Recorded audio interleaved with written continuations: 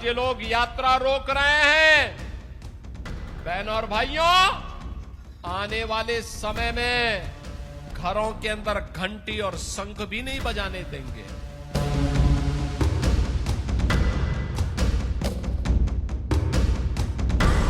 दुश्मन भी अब भारत की सीमाओं का अतिक्रमण भी नहीं कर सकता और देश के अंदर आतंकवादी गिरोह कोई आतंकी वारदात करने का दुस्साहस भी नहीं कर सकता। अचानक अंधेरे में चमकती टॉर्च की रोशनी, सन्नाटे को चीरती पुलिस की दस्तक और झुग्गी झोपड़ियों में हड़कंप। यूपी में योगी बाबा के आदेश के बाद से प्रदेश में घुसपैठियों के खिलाफ पुलिस ने मोर्चा खोल दिया है। रात हो या दिन, हर वक्त छानबीन चल रही है। ये पहचानने की कोशिश की जा रही है कि कौन अपना है और कौन पराया, जिसके लिए पुलिस घुसपैठियों की तलाश में कभी रात के अंधेरे में टॉर्च लेकर तो कभी दिन के उजाले में पुलिस फोर्स के साथ संदिग्धों की पहचान कर रही है। चाहे वो वाराणसी हो, लखनऊ हो, मुजफ्फरनगर हो, मऊ हो, संभल हो या फिर मथुरा, प्रदेश के लगभग हर जिले में बड़े लेवल पर अभियान चलाया जा रहा है। बदायूं में भी यही सीन देखने को मिला। एक बड़े अभियान के तहत बदायूं को छावनी में तब्दील कर दिया गया। भारी पुलिस बल ने वहां पहुंचकर पहचान पत्र खंगाले, संदिग्धों से पूछताछ करी, जिससे इलाके में डर और बेचैनी का माहौल बन गया। आपको बताएंगे कि अब तक यूपी में कहां-कहां घुसपैठियों पर एक्शन लिया जा चुका है, लेकिन उससे पहले बात बदायूं की ही कर लेते हैं। बदायूं जिले में रोहिंग्या और बांग्लादेशी घुसपैठियों के खिलाफ प्रशासन ने बड़े और छोटे सरकार दरगाह परिसर को छावनी में तब्दील किया। सिटी मजिस्ट्रेट सुरेश पाल और सीओ सिटी रजनीश कुमार उपाध्याय ने भारी पुलिस बल के साथ दरगाह परिसर में डेरा डाले हुए लोगों की सघन जांच पड़ताल की और एक एक व्यक्ति का सत्यापन कराया। अधिकारियों ने दरगाह में ठहरे लोगों के पहचान पत्र खंगाले और दो टूक चेतावनी दी कि बिना वैध आईडी प्रूफ के जिले में किसी भी व्यक्ति को रहने की कोई इजाजत नहीं दी जाएगी। प्रशासन ने साफ कर दिया कि अगर कोई भी व्यक्ति बिना पहचान पत्र के पाया गया तो उसके खिलाफ कठोर कानूनी कार्रवाई की जाएगी। इसके अलावा वैध रूप से रह रहे रोहिंग्यों और बांग्लादेशियों की झुग्गी झोपड़ियों को भी प्रशासन द्वारा हटा दिया गया, तो कुछ आवास को खाली भी कराया गया। बिना लीगल डॉक्यूमेंट के रह रहे लोगों को प्रशासन ने सख्त हिदायत दी है और कहा है कि ये कार्रवाई आगे भी जारी रहेगी, यानी कि ये कार्रवाई यहीं खत्म नहीं हुई है, लगातार ये कार्रवाई आगे भी जारी रहेगी और इसी तरीके से अवैध लोगों को पहचाना जाएगा। बता दें कि जांच के दौरान सामने आया कि कई लोग इलाज और रूहानी उपचार के नाम पर लंबे समय से दरगाह परिसर में डेरा डाले हुए हैं। प्रशासन ने निर्देश दिए कि दरगाह में ठहरने वाले और दुकान लगाने वाले सभी लोगों को अपनी 3 पीढ़ियों का पूरा ब्यौरा पुलिस को उपलब्ध कराना होगा। ऐसा न करने वालों को दरगाह परिसर से बाहर का रास्ता दिखा दिया जाएगा।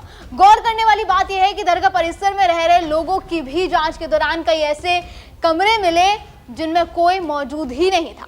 कई झोपड़ी नुमा कमरों में रहने वाले लोग ताले लगाकर भाग निकले। परिसर में सैकड़ों लोग कई सालों से ठहरे हुए हैं, जिन्होंने कच्चे पक्के घर बना रखे हैं। कुछ लोग खुद को शहर का निवासी बता रहे थे, तो कुछ दूसरे जिलों के उनका दावा था कि वो रूहानी इलाज के लिए दरगाह पर रुके हैं, लेकिन उनकी आय का स्रोत साफ नहीं था और उनकी गतिविधियां संदिग्ध पाई गई। तलाशी के दौरान दरगाह में एक निजी क्लिनिक भी मिला, हालांकि उस समय वो बंद था।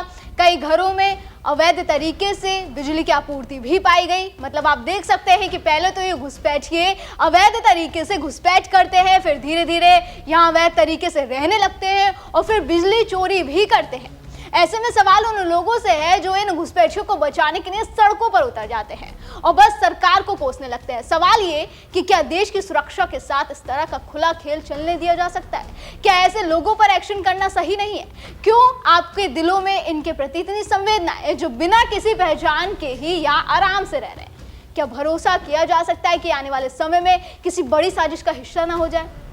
और अब तक तो इस मामले पर सबने चुप्पी साध रखी थी, लेकिन जब देश की सुरक्षा के लिए ये एक्शन लिया जा रहा है तो एक बड़े तबके को इससे दर्द हो रहा है। एक सबसे बड़ा सवाल तो ये भी है कि आखिर किन लोगों के सहारे ये घुसपैठ करने में कामयाब होते हैं, कौन इनकी मदद कर रहा है? ऐसे लोगों के लिए सीएम योगी कहते हैं कि ये लोग घुसपैठ करवाएंगे, यहाँ बांग्लादेशी घुसपैठी आएंगे और यहाँ धर्मांतरण और नामांतरण की प्रक्रिया बढ़ेगी और अराजकता भी बढ़ेगी। सुनिए क्या कह रहे हैं योगी आदित्यनाथ। एक तरफ बहन भाइयों, आपके उड़ीसा के सपूत, उड़ीसा के स्वाभिमान और सम्मान के प्रतीक, उड़ीसा की अस्मिता के रहने वाले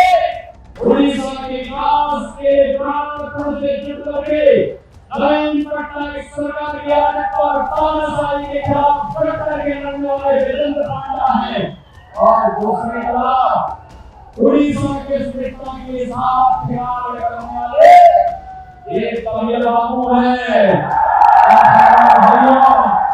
जिनका उद्देश्य विकास नहीं, उड़ीसा को पहचानना है, पहचानना, उड़ीसा को आगे नहीं बढ़ाना है। तमिल बाबू है ना, ये लोग घुसपैठ करवाएंगे ना, यहाँ बांग्लादेशी घुसपैठ आएंगे, यहाँ पे बढ़ेगी, अराजकता बढ़ेगी और फिर ऐसे ही स्वामी लक्ष्मणानंद को समय इनका शिकार होना पड़ेगा। भाइयों, ये स्थितियां आने पाए, ये स्थितियां आने पाए, इनकी नीति मुसलमान को बढ़ाने वाली है, अराजकता को बढ़ाने वाली है। भारतीय जनता पार्टी की नीति विकास और शासन का धोरण है। बाबा चेतावनी दे चुके हैं कि जिस प्रकार की घुसपैठ ये लोग करा रहे हैं, अगर ये डेमोग्राफी चेंज हुई तो आज यात्रा रोक रहे, आने वाले समय में घरों के अंदर आपको घंटी और शंख भी नहीं बजाने दिया जाएगा। जिस प्रकार की घुसपैठ ये लोग करवा रहे हैं बांग्लादेशी घुसपैठियों का, जिस प्रकार की घुसपैठ इन लोगों ने रोहिंग्या का झारखंड के अंदर कराना प्रारंभ किया है, अगर डेमोग्राफी चेंज इसी प्रकार की होगी, आज ये लोग यात्रा रोक रहे हैं। बहनों और भाइयों, आने वाले समय में घरों के अंदर घंटी और शंख भी नहीं बजाने देंगे और इसलिए आवश्यकता है, आपसे कहने के लिए आए हैं, भाजपा को लाइए, एक रहिए और नेक रहिए। मैं तो बार बार कहता हूं, देश का इतिहास गवाह है, इस देश का इतिहास गवाह है, जब भी जाति के नाम पर, क्षेत्र के नाम पर, भाषा के नाम पर बंटे हैं तो निर्ममता से कटे भी हैं। हम बार बार इस बात को कहते हैं, जाति के नाम पर मत बंटिए। ये बांटने वाले लोग देश के साथ धोखा दे रहे हैं। इनको देश इनके एजेंडे का हिस्सा नहीं है। भारत सुरक्षित हो, भारत समृद्ध हो, हर चेहरे पर खुशहाली आए, हर नौजवान के हाथ को कार्य हो, हर किसान सम्मान के साथ अपना जीवन यापन करे, हर बेटी और हर बहन स्वावलंबन का जीवन जिए, हर किसान के खेत में फसलें लहलहाती भी दिखाई दे, उसके चेहरे पर भी खुशहाली हो और व्यापारी सुरक्षित हो।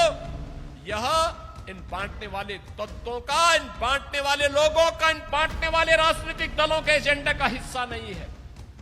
यह वह हर कार्य करेंगे जो भारत के विरोधी होंगे, उनको प्रश्रय देंगे, घुसपैठियों को प्रश्रय देंगे, अराजकता को बढ़ावा देंगे, हिंदुओं को जाति के नाम पर, क्षेत्र के नाम पर, भाषा के नाम पर बांटेंगे, पर्व और त्योहारों में विघ्न और बाधा डालेंगे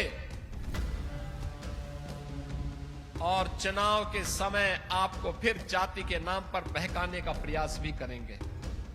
बहनों और भाइयों, यह समय बंटने का नहीं है, यह समय तो देश के बारे में प्रधानमंत्री मोदी जी की सोच के अनुसार कार्य करने का समय है। बहरहाल घुसपैठियों का इलाज अब चारों तरफ से हो रहा है। एक तरफ चुनाव आयोग द्वारा बंगाल से लेकर यूपी तक एसआईआर की प्रक्रिया जोरों शोरों से चल रही है, तो दूसरी तरफ राज्य सरकारें भी अपनी तरफ से इसको लेकर कड़े से कड़े कदम उठा रही हैं। चाहे वो असम की हिमंता बिस्वा शर्मा की सरकार हो या फिर यूपी की योगी सरकार, लगातार बुलडोजर एक्शन हो रहा है, अतिक्रमण पर कार्रवाई हो रही है, यूपी में डिटेंशन सेंटर तक बनवाए जा रहे हैं, ऑपरेशन टॉर्च चलाया जा रहा है। हाल ही में वाराणसी में लगभग 500 संदिग्ध बांग्लादेशी और रोहिंग्या चिन्हित किए गए। लखनऊ में हजारों संदिग्धों की पहचान की गई। मथुरा में 2025 में 90 बांग्लादेशियों को गिरफ्तार किया गया। और ऐसा नहीं है कि योगी सरकार इसको लेकर अब एक्शन में आई है, उन्होंने सत्ता संभालते ही बात ठान ली थी कि वो विश्वासघातियों को अपने प्रदेश में कोई जगह नहीं देंगे। 2017 में सत्ता संभालते ही योगी आदित्यनाथ ने विदेशी नागरिकों की पहचान और उन्हें वापस भेजने के आदेश दिए थे। कहा जाता है कि उत्तर प्रदेश में बड़े पैमाने पर घुसपैठिए हैं। कुछ अभियानों के जरिए घुसपैठिए पकड़े भी गए हैं और देखते ही देखते ये अभियान अब रफ्तार पकड़ने लगा है। योगी बाबा का ये एक्शन सिर्फ कार्रवाई नहीं, सीधा अल्टीमेटम है। संदेश एकदम साफ है, जो देश के कानून से खेलेगा, जो पहचान छुपाकर घुसेगा, जो सुरक्षा के साथ गद्दारी करेगा, उसे अब किसी भी कीमत पर बख्शा नहीं जाएगा। और ये कोई रूटीन छानबीन नहीं, ये सिस्टम का सख्त इरादा है। झुग्गियों से लेकर नेटवर्क तक छिपे हुए हर चेहरे को अब सवाल नहीं, सीधी कार्रवाई की जाएगी। दर्शकों, इस खबर पर आपका क्या कहना है हमें कमेंट सेक्शन में जरूर बताएं। फिलहाल आज की वीडियो में बस इतना ही, फिर होगी मुलाकात। आप देखते रहे GNP इंडिया, हर खबर भरोसे के साथ।